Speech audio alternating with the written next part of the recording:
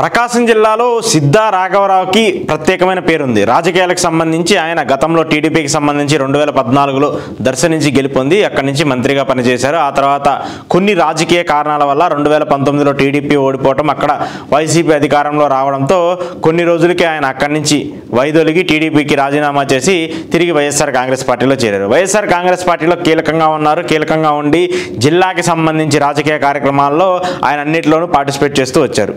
అయితే సిద్ధాకి సంబంధించి ఆయన 2024లో పోటీ చేయాలనుకున్నారు. కానీ కొన్ని రాజకీయ కారణాల వల్ల ఆయన వైదొలిగించారు, పక్కకి పెట్టేశారు. ఆ తర్వాత ఆయన కుమారుడికి టికెట్ ఇప్పించుకోవాలని చెప్పేసి చాలా ప్రయత్నించినప్పటికీ కూడా ఆయన కుమారుడికి కూడా టికెట్ రాని పరిస్థితి ఉంది. ఆ తర్వాత జరిగినటువంటి పరిణామాలన్నీ మనకు తెలుసు. 2024 ఎన్నికల్లో అక్కడ ఓడిపోవటము, ఆ తర్వాత జరిగినటువంటి తీరునంతా కూడా మనం చూసాము. కూటమి ప్రభుత్వం అధికారంలోకి రావడము, వైసీపీ ఘోర పరాభవం అవడంతో సిద్ధా రాఘవరావు పరిస్థితి ఏంటి అనేది కూడా ఒక అనుమానాస్పదంగా ఉంది.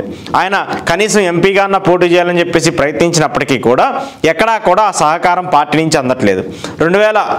ఆ సమయంలో అంటే 2024 ఎన్నికల సమయంలో కూడా ఆయన పార్టీలోకి ఆహ్వానించడము, ఆ తర్వాత జగన్మోహన్ రెడ్డి టికెట్ ఇస్తాడని చెప్పేసి ఉంచడము, ఆ తర్వాత మళ్ళీ ఆయన ఆగిపోవడము, మళ్ళీ ఒకవేళ టీడీపీ టికెట్ ఇస్తే అక్కడి నుంచి పోటీ చేయాలని చెప్పేసి చాలా ప్రయత్నించినప్పటికీ కూడా కొన్ని రాజకీయ కారణాల వల్ల ఆయన పార్టీ పక్కన పెట్టేసింది. అటు వైసీపీ పక్కన పెట్టేసింది, ఇటు టీడీపీ పక్కన పెట్టేసింది. పూర్తిగా టీడీపీ భావజాలం ఉన్నటువంటి సిద్ధా రాఘవరావు అంటే గతంలో కూడా ఎన్టీఆర్ హయాం దగ్గర నుంచి, ఆ తర్వాత చంద్రబాబు హయాం దగ్గర నుంచి దర్శి నుంచి ఆయన వరుసగా గెలుపొందుతూ వస్తున్నారు. ఆ తర్వాత టీడీపీకి సంబంధించి కీలక వ్యక్తిగా ఉన్నారు. 2014లో చంద్రబాబు నాయుడు క్యాబినెట్కి సంబంధించి మంత్రిగా పనిచేశారు. ఇంత అనుభవం కలిగినటువంటి వ్యక్తి ఇప్పుడు రాజకీయం అని కూడా ప్రశ్నార్థకంగా మారింది.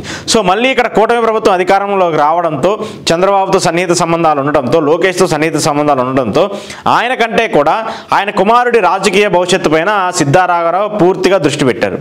తన కుమారుడికి ఈ 5 ఏళ్లలోపు రాజకీయ భవిష్యత్తుని ఏర్పాటు చేసి ఒక ప్లాట్ఫామ్ క్రియేట్ చేయాలని చెప్పేసి ఆయన ప్రయత్నిస్తూ వస్తున్నారు. అయితే దర్శికి సంబంధించి కొంత ఇబ్బందులు ఉన్నప్పటికీ అక్కడ ఉన్నటువంటి లీడర్లు కానివ్వండి, లేదంటే టీడీపీకి సంబంధించిన వాళ్ళు కానివ్వండి, కొన్ని అక్కడ ఉన్న ఇబ్బందులు ఉన్నప్పటికీ కూడా వాటన్నిటినీ క్లియర్ చేసుకుంటూ మళ్ళీ అక్కడ నుంచి పోటీ చేసి గెలుపొందే విధంగా ప్లాన్స్ సిద్ధం చేయాలని చెప్పేసి ఆయన అనుకుంటూ ఉన్నారు. ఆయన కంటే కూడా ఆయన కుమారుడికి ప్లాన్ ఇవ్వాలంటూ కూడా ఆయన భావిస్తున్నారు. దీనికి సంబంధించి చంద్రబాబు నాయుడుతో చర్చలు జరిపినట్టు తెలుస్తుంది. అయితే నిన్న వరదలకు సంబంధించి జరిగినటువంటి ఒక అంశంలో సిద్ధా రాఘవరావు ఆర్థికంగా సహాయం చేయాలని చెప్పేసి ఆయన ముందుకు వెళ్ళారు. దానికి సంబంధించిన అంశాన్ని కూడా ఒకసారి చూద్దాం. ప్రకాశం జిల్లాకు చెందిన మాజీ మంత్రి సిద్ధా రాఘవరావు త్వరలోనే టీడీపీలో చేరుతున్నట్లు తెలుస్తోంది. ఆయన చేరికకు టీడీపీ అధినేత చంద్రబాబు నాయుడు గ్రీన్ సిగ్నల్ ఇచ్చినట్లు సమాచారం. కొన్ని నెలల క్రితం వైసీపీకి రాజీనామా చేసిన సిద్ధా అప్పట్లో టీడీపీలో చేరేందుకు చంద్రబాబును కలవాలని చూసినా అది సాధ్యపడలేదు. ఈ క్రమంలో తాజాగా వరద బాధితులకు 50 లక్షల విరాళం అందజేసేందుకు ఆయన సీఎంతో భేటీ అయ్యారు. ఈ క్రమంలో చేరిక అంశం ప్రస్తావనకు రాగా సీఎం తనకు అన్ని విషయాలు తెలుసని, త్వరలో ఓసారి మాట్లాడదామని సిద్ధాతో చెప్పారని టాక్ కనిపిస్తుంది. దీంతో టీడీపీలో ఆయన చేరేందుకు లైన్ క్లియర్ అయిందని సిద్ధా వర్గీయులు చెప్తున్నారు. అయితే ఇక్కడ ఆయన నియోజకవర్గానికి సంబంధించి కూడా టీడీపీకి కొంత క్యాడర్, కొంత బలం కావాలి కాబట్టి సిద్ధా వస్తే మళ్ళీ పార్టీ పుంజుకునేందుకు అవకాశం ఉంటుందని కూడా చంద్రబాబు నాయుడు గారు భావిస్తున్నట్టు కూడా తెలుస్తుంది. ఎందుకంటే ప్రకాశం జిల్లాకు సంబంధించి టీడీపీకి ఎక్కువ బలం ఉన్నప్పటికీ కూడా అక్కడ వైసీపీకి చాలా ఎక్కువ బలం ఉంది. టీడీపీకి ఎంత బలం ఉందో వైసీపీకి ధీటుగా అంతే బలం ఉంది.